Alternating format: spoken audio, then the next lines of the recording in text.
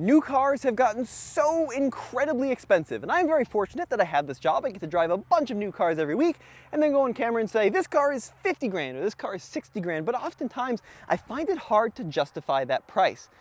But then I drove the new Integra, and I think that this new Integra is worth pretty much every penny. This thing is one heck of a deal. This is the 5th generation of the Acura Integra, and it debuted all the way back for the 1986 model year. It's been gone here in the States, though, for over 20 years, 22 years. Now, technically, the 4th generation sold here in the US was called the RSX, but because in Japan it was called the Integra, they're labeling this generation number 5. Now, for the 2023 model year, it starts at $30,800, under 31 grand, and this one has equipped $35,800, and that is with all the options. Under 36 grand for a brand new car with a turbocharged engine, a very cool transmission, a very trick differential, a lot of great features for under $36,000. Let's start with that engine. The brand new Acura Integra does share its platform with the current generation Honda Civic. And when they revealed this car a few months back, people kind of got their undies in a bundle over this, and I don't really understand why. First of all, the Integra has typically shared its platform with the Honda Civic, and have you seen the new Honda Civic?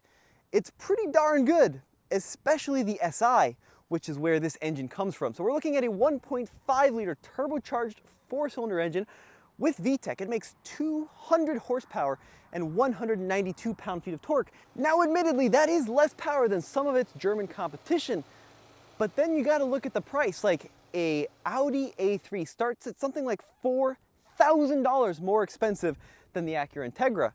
How about the BMW, the 2 Series Grand Coupe, something like $6,000 more expensive, and a Mercedes CLA 250, nearly $8,000 more expensive than the Integra.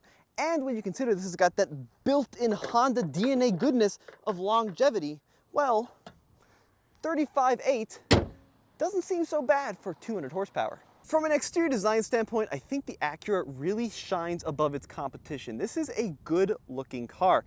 Now, it only comes as one configuration, the 5-door design with the liftback. And of course, the Acura Integra you might be thinking of in your head is the 2-door coupe. But did you know the Integra actually launched in the mid-1980s as a 5-door, just like this? There's even been sedan versions, so it's not out of the Integra brand to look in this configuration. Now, from a design standpoint, very aggressive, very bold, very angular, and even though it shares similarities to the Civic, it is entirely different from a body panel perspective. So even the roof is different, the doors, the hood, it's all unique to the Integra. The only thing that's shared is actually the wheelbase, but the overall length, the width is all different Integra to Civic, which is interesting. Now in the front, we've got this flush mounted grille, the trapezoidal diamond design. I think it looks quite nice. And then the headlight design is also very, very cool. So very angular, full LED with this little light signature that extends and then kind of makes its way down the little chicane there. And then one feature which I'm a big sucker for, the Integra badging there on the front bumper. Kind of unusual, and I like how it's inset. It's not actually painted on, it's molded into the bumper. I think that looks very, very cool.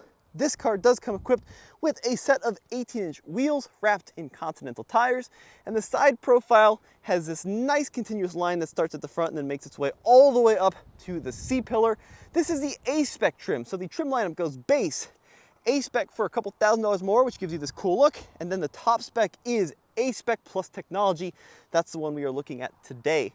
But the rear 3/4 is really where the Integra shines the most. It's got that sloping rear end, which just looks fantastic. Makes its way up to a point here at this little deck lid spoiler. The taillights have that same matching chicane style light signature as the front. There's Integra, of course, molded into the rear bumper as well. And then out back, we have 2 fairly large exhaust ports, one on each side, contrasted against the dark black splitter along the rear.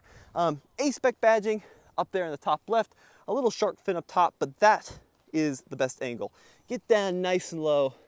Yeah, look at that. One area which has really blown me away with the Integra from a design and usability standpoint, the trunk space. This has a lift back and it swallows up so much luggage. Now, it isn't a power lift back. You still have to kind of pushing on the button there, but you do have this removable little net if you want to keep stuff out of prying eyes. It simply just pops down like that and folds up, but the trunk is enormous. They showed us pictures of fitting a road bike in the back, multiple sets of golf clubs.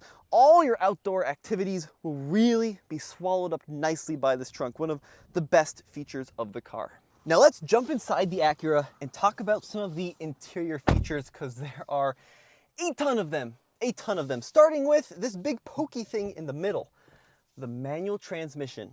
Now there are two available transmissions on the Integra. A CVT is actually standard on the base model and the standard a-spec. You have to jump up to the a-spec with technology package to spec the Integra with the manual transmission. So it really is the enthusiast choice. Although they're saying based on initial orders and projections, something like 65% of folks are opting for the manual transmission. Of course, it's not quite available yet. This car is going to be hitting dealers on June 2nd. But if that's true, very excited to hear that. And it also has automatic rev matching, which is a nice feature.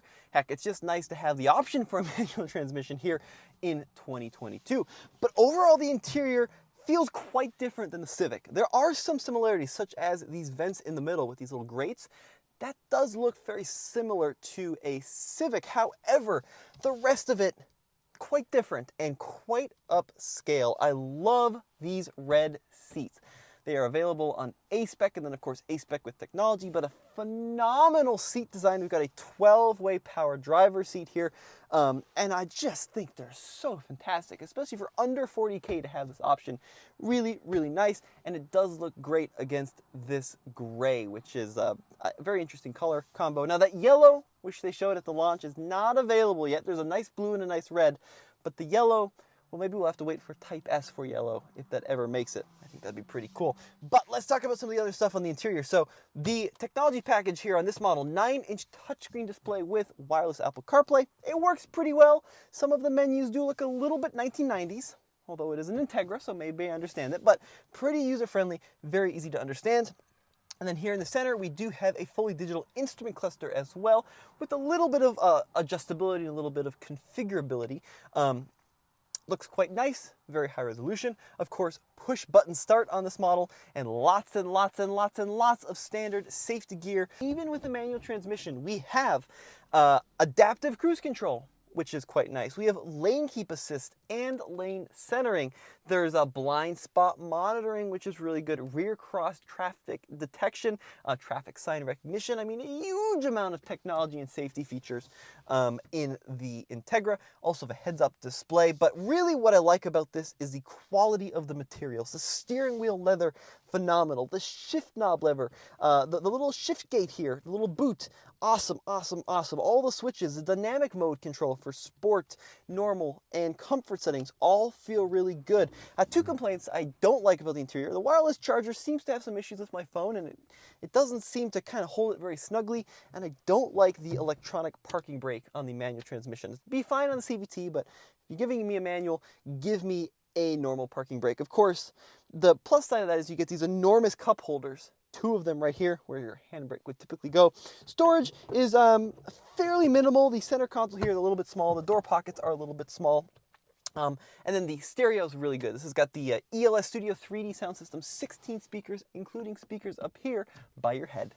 All right, what about back seat room? Now this is my driving position at 6 feet tall. Leg room is excellent. We've got 2 USBs, but headroom is a major problem.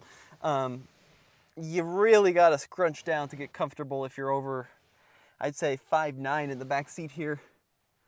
Yeah, that's kind of a disappointment. Now the seats do fold down easily, so you can put longer items back here. You do have a little armrest, which is good, but this is pretty poor for taller rear seat passengers.